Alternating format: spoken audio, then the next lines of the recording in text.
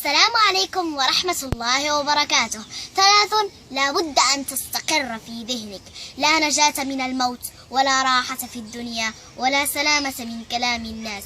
يقول أحد الصالحين: إذا ضاقت في وجه الدنيا قرأت صفحات من القرآن، وما هي إلا أيام ويفتح الله لي من حيث لا أحتسب رزقا وعلما وفهما.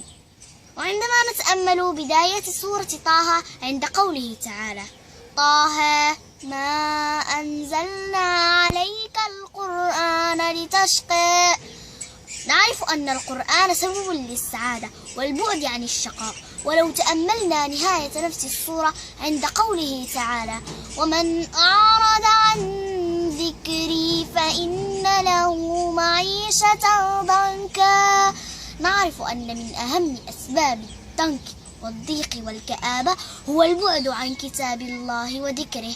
اللهم اجعل القرآن العظيم ربيع قلوبنا ونور صدورنا وجلاء أحزاننا وذهاب همومنا.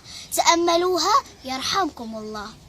ما أجمل الفجر، فريضته تجعلك في ذمة الله، وسنته خير من الدنيا وما فيها، تجتمع فيه ملائكة الليل والنهار. إن قرآن الفجر كان مشهودا.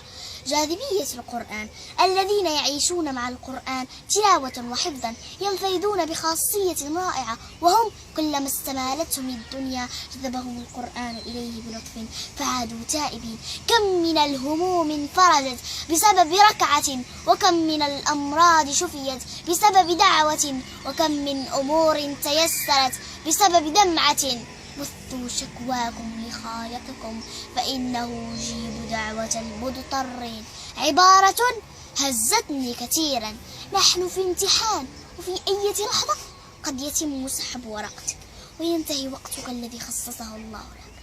فضلا ركز في ورقتك واترك ورقة غيرك. نصيحة ثمينة: أثث قبرك بأجمل الأثاث: الصلاة، الصدقة، القرآن. رجاء بادر قبل أن تغادر.